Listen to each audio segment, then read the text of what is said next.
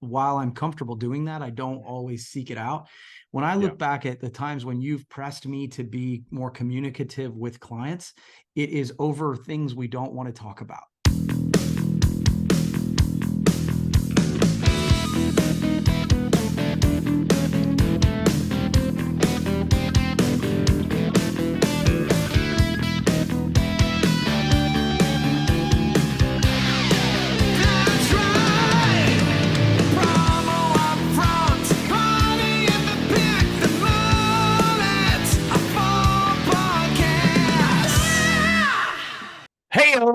I've got a little poem for you, kids. Republicans are red, Democrats are blue.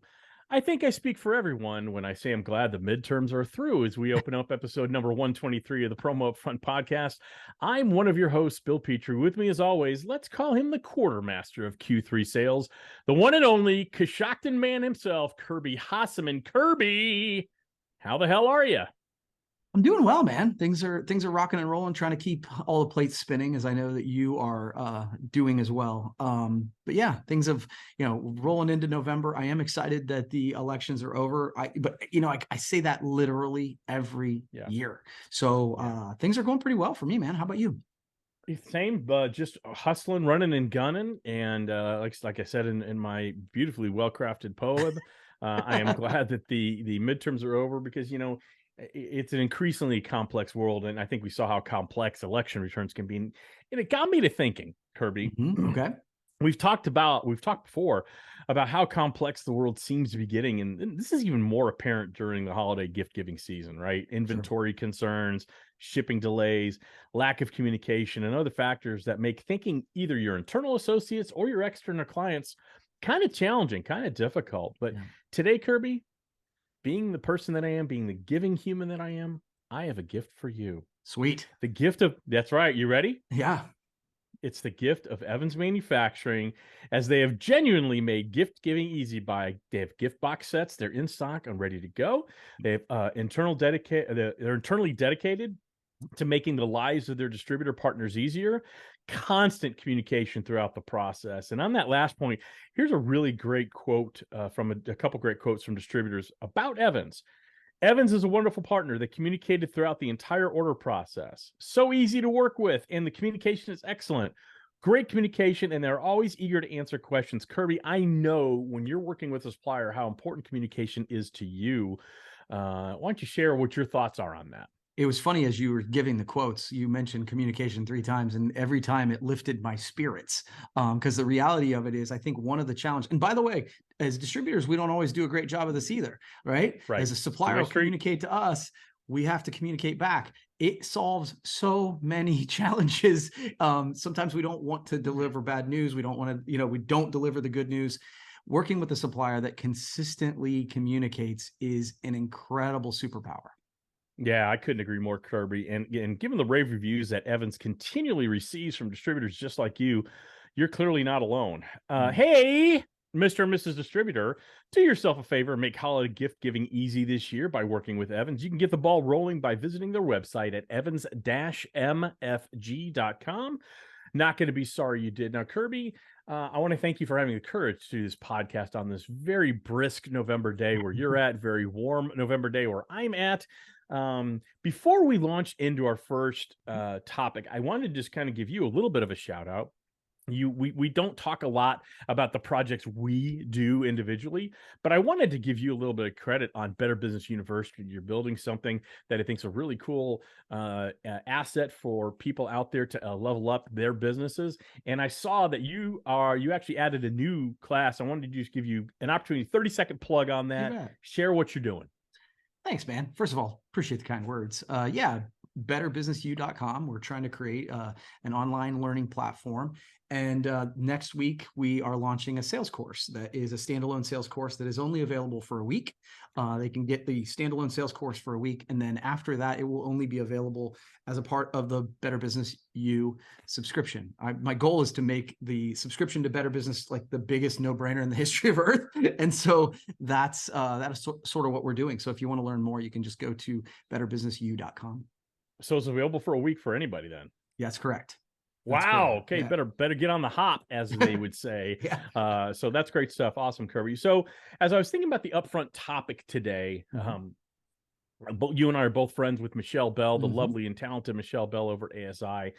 And she was kind enough to provide the ASI Q3 2022, that's 2022 for those of you scoring at home, a sales report from ASI a little early before it actually went to press. And I know you've had a chance to look at it. Excuse me, I have as well. I wanted to share when I read through it, as always, so well done by ASI, so thorough and so thoughtful, and looking at so many different angles. It's dorky, but I like reading about our industry, and I think it's really stuff. I want to hear what your takeaways are, but I want to share a couple ones that I had first, if you don't mind. Yeah, great. So I saw the distributors reported a 12.4% increase in Q3 of 2022 over the same quarter in 2021. So very encouraging right there. Nearly 70% of distributors reported sales had increased. So you have a lot. It's not just a couple big ones. It's a lot. And then almost 2/3 of those distributors say that they've exceeded the numbers exceeded their expectations. But here was the most interesting thing. Very mixed reports about the first parts of Q4. Right. No one's sounding an alarm bell. No one's screaming around with their head on fire. But, the economy's kind of weird right now. Inflation is still, it's still very much a part of our lives. If you go to the grocery store, inflation exists. The Fed continually is rising the interest rate, so borrowing money is not as cheap as it used to be because every time I see a picture of Jerome Powell, I'm pissed off. There you go. So some clients are investing, right? And I'm sure as a distributor, you see this. Some clients are investing, but some are probably tapping the brakes a little bit because they're concerned about how, is this a quick dip? Is it a slow slide into a potential recession? I want to ask, and if you have anything to add to those, are the things that really stuck out with me. Did anything else stick out with you? Those are, to me, those jumped out, right? Because it was like, wow, I was impressed by how many people reported that the Q3 was amazing and bigger than year over year. And so I was like, okay, I have some thoughts about maybe why that was. But yeah, it did. And to be fair, I probably fall in the same camp, right? Like I'm like, okay, but what's Q4 look like? And so it's interesting. That's what I wanted to ask you. Are you feeling that kind of squeeze from your clients? Because that pressure comes from out in, right?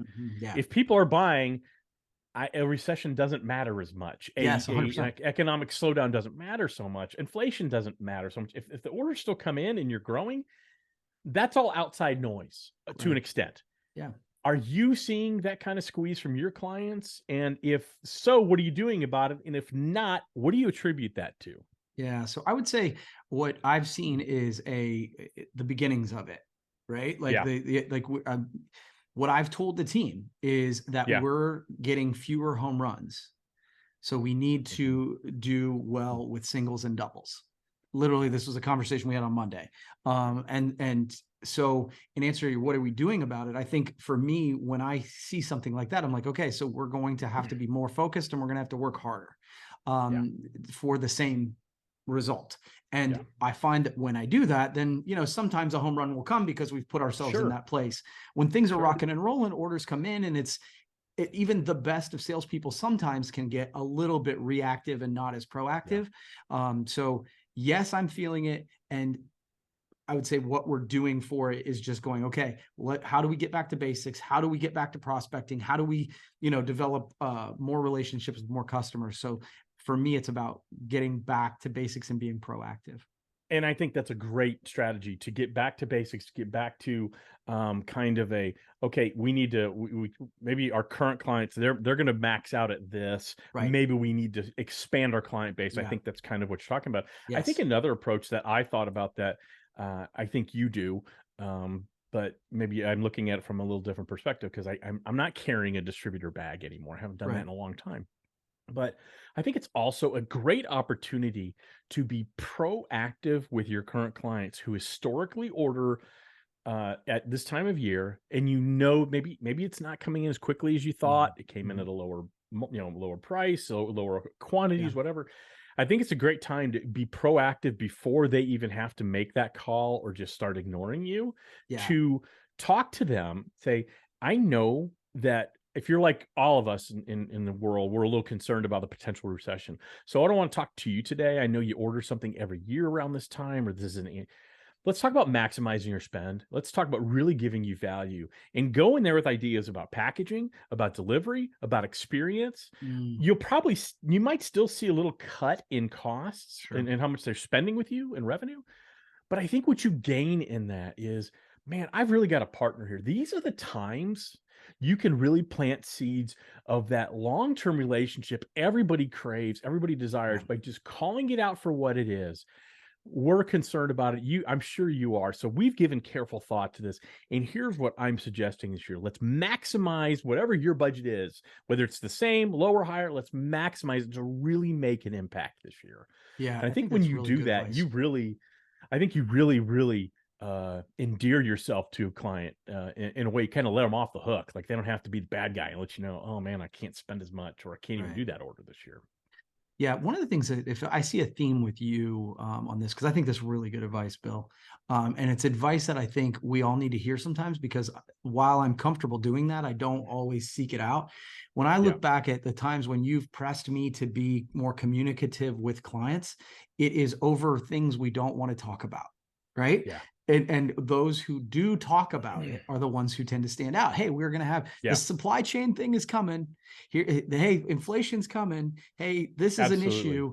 By being in front of that and talking about those challenging things, most people won't. And so Yeah. they say that Yeah. the extra mile is never crowded. Yeah. By doing that extra work and by sort of addressing the elephant in the room, as it were, I think you Yeah. do have conversations that most of your competitors are not having.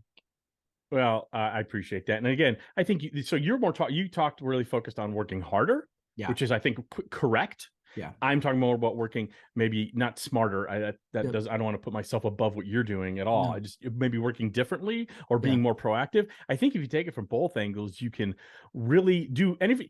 You can go to bed at night knowing you've done everything you yeah, can to yeah. mitigate what may or may not happen. So great stuff from ASI. That's great. I know you're I like me. appreciate it. You love it as well.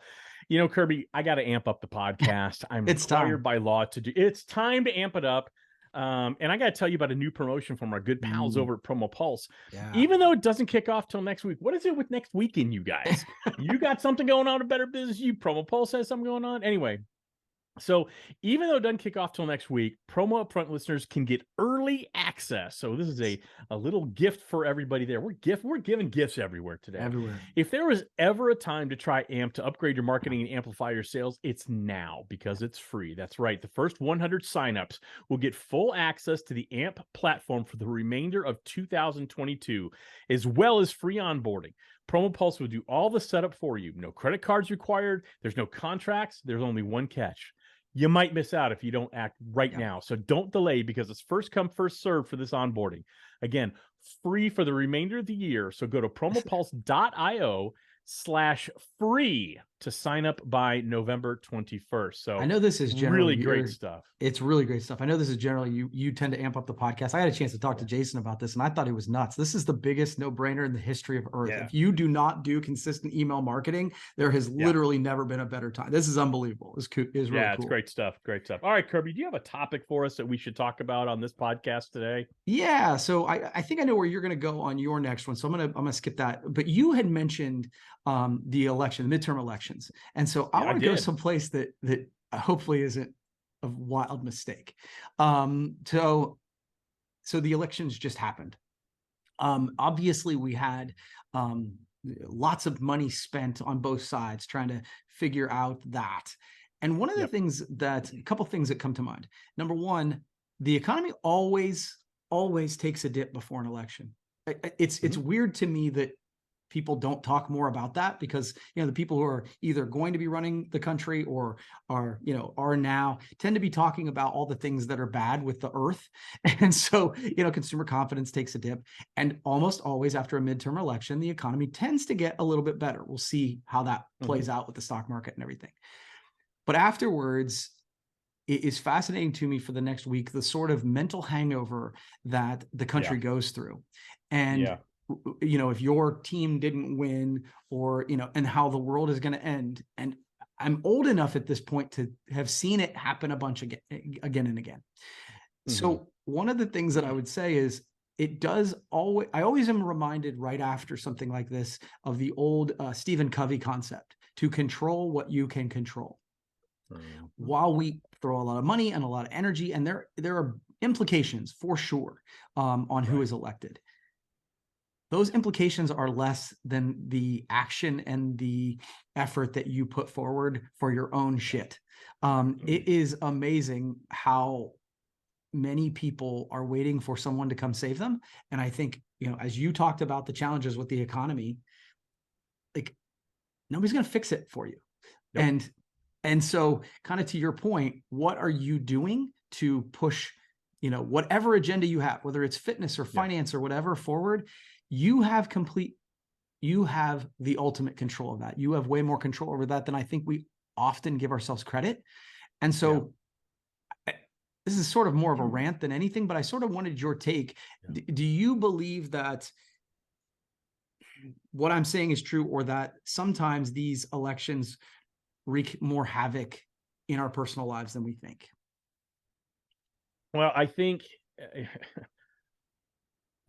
a lot there, right? Yeah. And now I'm wading into a minefield here. Well, and but I'm not asking you to. No, I know you're not. But anytime you talk about politics, hell, even writing my little poem at the beginning of the podcast is wading into politics a little bit.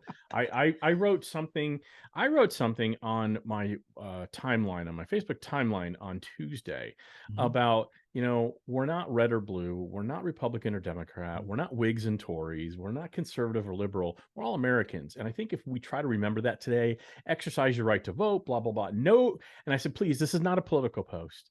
And there were a couple people who had funny things to say, but then there were a couple people that decided to go there and say, can't help it. And I'm just like saying, and so I took down the post. So you know, the biannual election cycle exhausts me. I get tired of the campaign ads. I think we all do. Either, you know, if it's a Democrat running for office, their commercials are like, you know, they want to give guns to your children and have them shoot everybody. And if it's a Republican running against a Democrat, they want to give out rainbow colored fentanyl as they're doing homosexual dances throughout the streets. So you can't win. And I mean, it's so ridiculous because it is exhausting. And I don't even remember your question at this point. Well, so remind me of your question. So real quickly, actually, I want to give a shout out. So Pull it down for me, because John Acuff had a little quick video on LinkedIn, and he said that he went for a run this morning, and he said the government didn't do those miles. I did those miles. And I remember the writing the pages. The government didn't do that. I did that. And I think getting back to focus on the things we can control is powerful. So here's what I think. I do remember your question. I'm sorry. So when you're voting, people really tend to forget that the lower down the ballot, those races that you don't really know about, those are the ones that actually impact your life a lot more. Couldn't agree more. And we focus so much on this Senate race and this House race, not the local judge, and not those things that really do matter. And I agree with you. When you look for other people to solve your problems, that's the message. That's a mistake. Because here's the thing. Things cost a little bit more today than they did a year ago. That's a fact. I mean, that's just fact. Sure. My life hasn't changed, other than the fact that I have to be a little more frugal here and there. I don't stress about money or anything like that, or bills, but I'm cognizant of that things are more expensive. So maybe I'll have more hamburger and less steak, or whatever. And I'm not trying to cast any negativity on people who are really struggling financially because of inflation and all that. But my life's not that much different. And so I think if you take, when you ask other people to solve your problems, you're ceding control. That's what you talked about. That's what you're talking about. John Acuff, he's the one who ran the miles. It's like, it's the same people who are overweight and they want a pill to solve their problems. It's a pretty simple equation. Put in less than your daily intake needs, then you lose weight. It's really that simple of an equation. We all know. You always talk about it. You know how to get 6-pack abs. It's whether you want to do it or not. That's right.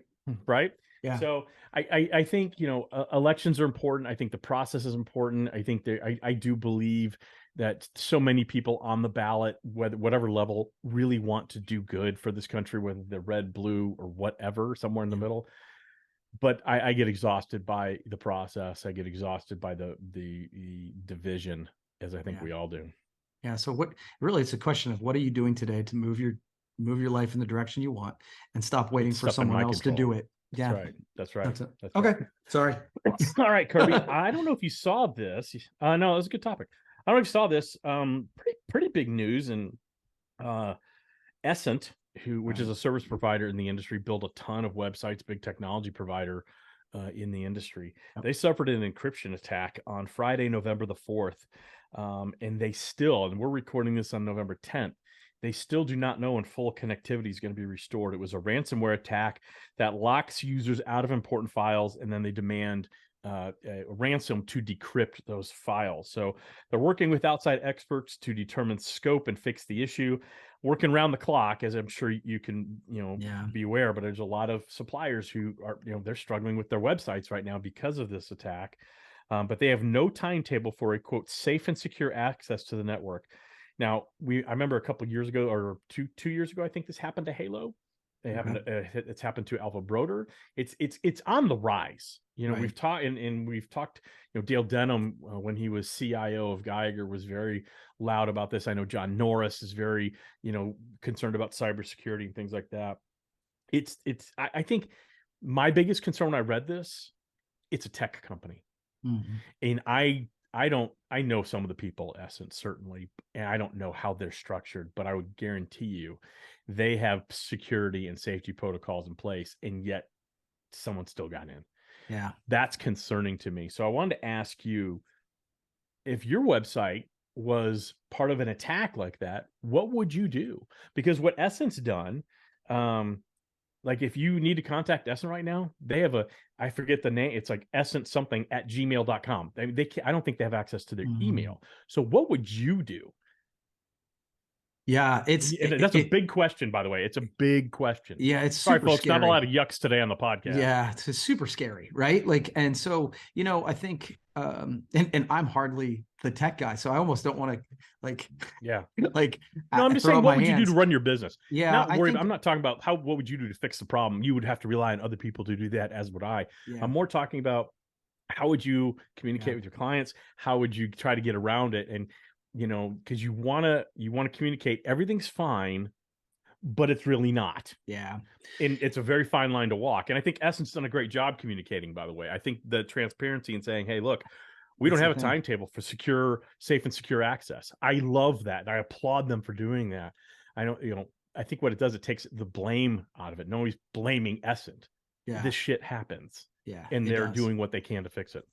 Yeah. I think the first thing that my mind popped to, Bill, and I think probably what you're thinking in sort of what Essent talked about, is what's alternative routes of communication, whether this is one of the reasons that you build a social media platform that has a real amount of followers. It's one of the reasons you have alternative email addresses, or even be able to, one of the things that we have is a way to set up alternative channels, like websites even, right? Like, and so I think that would be my first play, right? And then maybe even make some phone calls. It'd be crazy.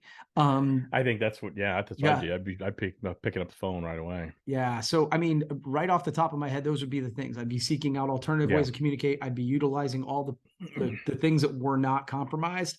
And as you said, transparency is powerful. You don't want to be, but I think that it really does. It's powerful in those moments. It's the hardest thing you can do in that moment is be transparent. And what I think it does, again, it disarms everybody. You own it. This has happened. This is what we're doing, and we don't know. We're not going to lie to you. We don't know. Yeah. I think what that does do, there's no room for any guesses here. What's going on? There's no room for conspiracy theories. Yeah, this is what's going on, and we'll communicate. I'm sure they're updating people on a regular basis. I don't know that, but I would bet my bottom dollar they are. And I think that's what I would do is reach out to my clients. This has happened. Yep. You cannot over communicate in a situation like this. Absolutely. Yeah. All right, Kirby. Maybe let's have some fun now. Holy Okay, yeah. crap. Well, I'll tell you what. Let me bring up one topic before we get to the Yeah, gambling for go. good. This is Yeah, yeah, yeah, this yeah. probably won't take but a second. Got it. Go. Pickleball. Yeah. So have you heard, it's like a craze around the nation. Hmm. There Yep. are leagues popping up, and some really prominent people are actually purchasing teams and purchasing leagues. Yep. I'm super fascinated about this. Yeah. So I played the other night. I've actually played Hmm. for the last 2 nights. And so I Yeah. sort of get it. I had a lot Yeah. of fun playing. Have you played, and do you understand the craze? I have not played. I'd like to, and I absolutely understand the craze. I mean, it's a hybrid of ping pong and tennis, basically. Yeah. And no, I think it's great. And I think it's one of those things that, I think it's great. Anytime you do things like that, I love when, and that's a healthy craze, right? It's not like, Yes. it's not a, 100%. it's not a technological craze, which I absolutely love that it's not. I think what's interesting though, right now, if you look at people's injuries, the vast majority of injuries are older people. I don't want to say how old because I'm of a certain age, but it's from people playing the pickleball. So, and I'm talking about like, ACLs, MCLs, Achilles, things like Yeah, that. people are So, diving. They take it serious. yeah, It's fun. It's really, yeah, the but vibe was cool. yeah, I've heard it's great. I want to do it, and I just have not had an opportunity to. Or I've not availed myself to an opportunity. Is probably more accurate Well, way to I'll say tell it. you, and I have been one of the people that sort of joke that Yep. if you play pickleball, like, and there's a lot of things like this. If you're a runner, all you Yeah. talk about is running. If you are playing Yeah. pickleball, it is almost impossible to not talk to everyone about the pickleball. I get And it. and the last 2 days, Dustin in my office has heard nothing but pickleball, and so I think I'm already kind of caught the bug. So it's No, kind of fun, I think it's awesome. I think and like I said, anything that promotes something healthy, something right? that stimulates the brain, perhaps. I'm not saying Yes. pickleball does that. I'm saying crazes that do things other than, hey man, I got a new app on my phone, give me stuff. That's right. Is all good. All right, Kirby. Gambling for good. So last week you went 2-4. You took it on the chin last week. So I you were did. at 33-27. I went even 3-3, so I'm at 35-25. I'm 2 games ahead of you as we start the downward slope to the end of this, which is good. All right, so we've got some interesting ones this week. Yep. Very tough ones to pick. So for our first college, and again, if you're listening for the first time, very quick, we are Gambling for Good for Promotional Products Education Foundation. We have a bet going on who can pick games, 3 college, 3 pro, the best. We've got about, I think, 3 or 4 more weeks of this. Once the college regular season's in, I think we're going to have to kill this or go to Yeah. 6 pro games if we're close. We play it by ear. Our That's rules fine. are really loose here, Yeah. but we don't pick against the spread, just who's going to win. So Kirby, for our first college game, we've got the 2-loss Alabama Crimson Tide, ranked number 6, heading into Oxford, Mississippi, playing the Ole Miss Rebels down there. Who you got? Who you got? Yeah. This is where I don't follow. I mean, obviously I know about Alabama, but I'm not as familiar with Ole Miss. It's Yeah, at Ole Miss. So, it is in Oxford. yeah. So I really, when I don't know in college, I lean toward the home team. I don't like this with this because it feels like Nick Saban's going to have them mad. Because I think it is really unlikely they're making the college playoff for the first time in a bunch of years. So, Yep. I'm going Alabama. Okay. Yeah, I'm going to go Crimson Tide. I don't see, yeah, I don't see Saban losing there. I think it's going to be a close game. I think it's going to be a good game. Yeah. All right. Okay. Sorry. I literally made up my No. mind just then.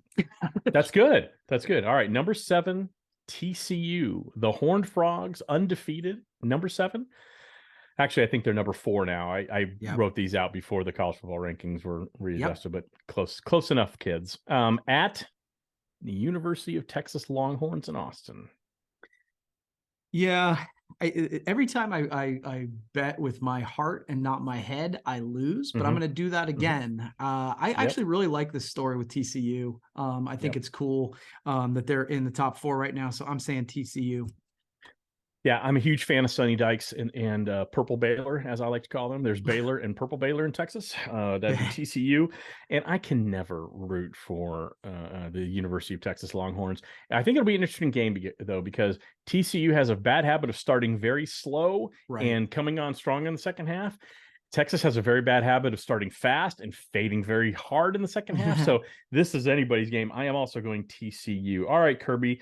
The North Carolina Tar Heels ranked number 17, heading into Wake Forest at number 21. This is a battle of some of the Carolina teams. Who you got? So again, I'm going with my heart, not my head, and not because I Yep. really, I don't really know a lot about either of these teams, but Danny Rosen is Mhm. an alumnus of North Carolina. And I'm thinking, Yep. it's at Wake Forest, but they're both in North Carolina. So I'm not Yeah. playing that big of a home field. So I'm going UNC. Yeah, I'm going UNC as well. It's hard for me to do that because Mac Brown is their head coach, who used to coach the Texas team in Austin, but that's okay. All right.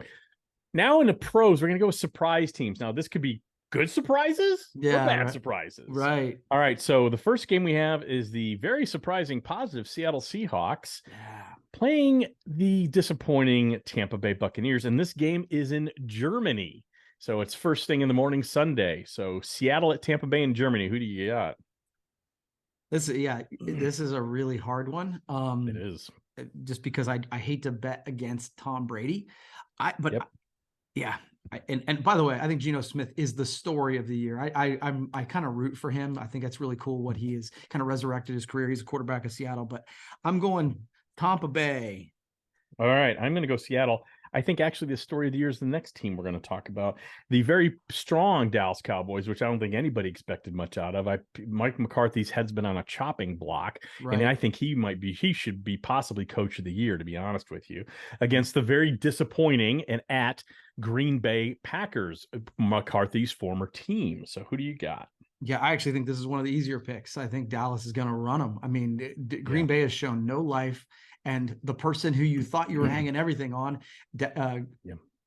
Aaron Rodgers, threw 3 picks last week that I would have thrown in the red zone. In the red zone, it was just really, really bad. And then came out on the Pat McAfee show and acted as if everybody needs to rally around him. How he's doing. I'm like, he just seems completely. What's the term you use when we don't talk about something that's really important? Tone deaf. Right? Yeah, we're tone deaf. Yeah. Aaron seems tone deaf so many times, and so I find myself rooting for Dallas in this one. Wow, I think his journey with ayahuasca has maybe altered his brain a little bit. All right, last one. The surprisingly, I assume you're taking Dallas, right? Oh yeah, Dallas. I'm sorry. Yeah. Please. I think it's gonna be tough. I think it's gonna be a tougher game, though. I think it's gonna be a tougher game. I think Aaron Rodgers is gonna want to beat his former coach. Did not end on great terms when McCarthy left. So doesn't seem to like his current coach either. There's a time I don't think Aaron. It's you. It's you. Yeah. No, it's the same theory I always had for Van Halen. As much as I love Van Halen, I always believed that, God rest his soul, Eddie Van Halen was the most miserable human on the planet because he could blame everybody. And I'm like, okay, it's not David Lee Roth, it's not Sammy Hagar, it's not Gary Sharon. Maybe it's you who's the problem. So anyway, all right. The not so surprisingly disappointing Washington Commanders, formerly Redskins, versus the very surprising undefeated, only team undefeated in the NFL. My least favorite team in the history of football, the Philadelphia Eagles. That's a Monday night game. Kirby, who do you got in this battle of the resurrected Renaissance NFC East? Yeah, I mean, I'm all in on the Eagles. I totally understand why you don't like them, and sure, that's fine. But I think it's hard not to like Jalen Hurts. He just seems like a good dude. He's like, he was kind of the underdog, and he seems like he's grown and progressed. He's always been a pretty good leader, but he's really throwing the ball well. So I like that story. Who did you pick for the Seattle Tampa Bay game? You picked Seattle, correct? No, Tampa Bay. Oh, you picked Tampa Bay. Okay, good. Because we were picking every game the same. Yeah. And I was going to force myself to pick something different, but no, sadly, I agree. I like Jalen Hurts. I don't dislike people on teams.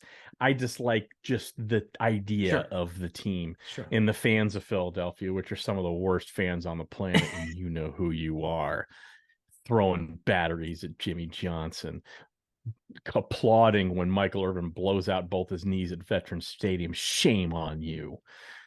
But I'm going to say Philly wins that game in a blowout, in an absolute blowout. But you know what? It's not going to be like this complex, tight game.